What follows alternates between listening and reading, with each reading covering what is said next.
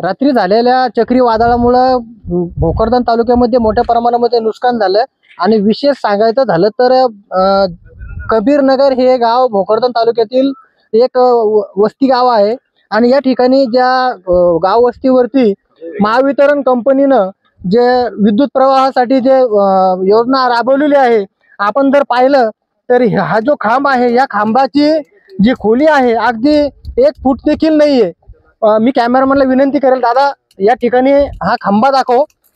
या ठिकाणी आपण जर पाहिलं तर 1 फूट ही देखील नाहीये। संबंधित महावितरण कंपनीचा जे अधिकारी आहे हे आणि ठेकेदार हे संगनमतानं ह्या अशा योजना राबवत असल्याचं हे नागरिक सांगतात। दादा काय सांगाल, हे जे खंबे पडलेले आहेत निकृष्ट दर्जाचं काम झालं असं वाटतंय का?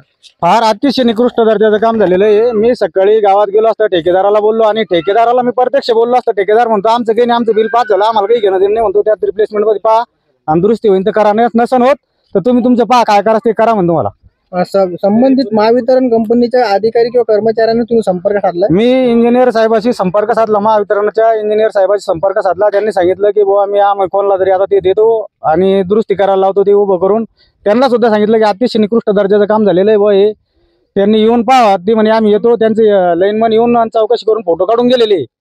त्यांनी मोठ्या प्रमाणामध्ये हे शेतकरी लोक आहेत सगळे, या लोकांचं मोठ्या प्रमाणात नुकसान झालं। मात्र घरा शेजारी वस्तीवरती जे विद्युत प्रवाह आहे हे इतकं निष्काळजीपणानं या ठेकेदारानं काम केलं तर आपल्याला दिसतंय।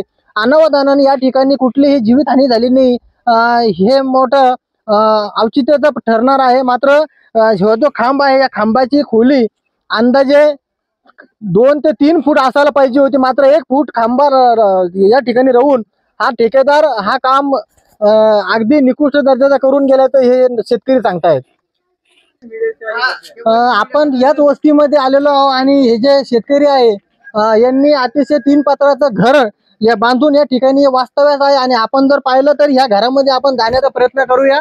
या घरामध्ये आपण जर पाहिलं तर रात्रीच्या वेळी त्या कुटुंबासहित ते शेतकरी असलेले कुटुंब वास्तव्यात आहे आणि ते रात्री इथं बसलेले असताना याच घरामध्ये रात्री जे झालेल्या चक्रीवादळामुळे मोठ्या प्रमाणामध्ये वीज पडून या घराच्या पत्राचं नुकसान झालं। मात्र या ठिकाणी त्यांची कुठलीही जीवितहानी झाली नाही।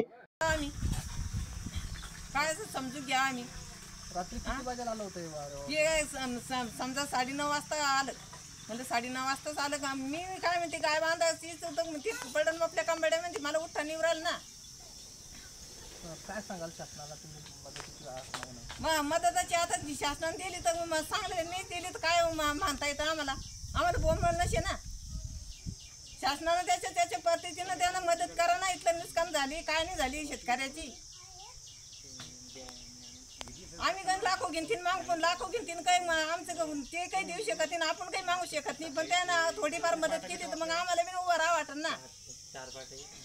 नक्कीच आपण जर पाहिलं तर ह्या ज्या शेतकरी महिला आहे यांना प्रशासनाला मागणी करत असताना पंचनामा करून या झालेल्या नुकसान भरपाई प्रशासनानं द्यावी अशी अर्थ हात या शेतकरी महिलांची दिसून येत आहे। आपण आणि माझ्या पाठीमागं आपण जर पाहिलं तर हे त्यांच्या घराचा जो दरवाजा आहे या दरवाजामध्ये ते उभे आहे आणि पाठीमागं पूर्ण घरामध्ये शेती उपयोगी जे साहित्य आहेत ते साहित्य या घरामध्ये लावलेले आपल्याला दिसत आहेत आणि याच घरावरील पत्रे उडून गेल्यामुळं या शेतकऱ्याचं मोठ्या प्रमाणामध्ये नुकसान झाल्याचं आपल्याला दिसतंय।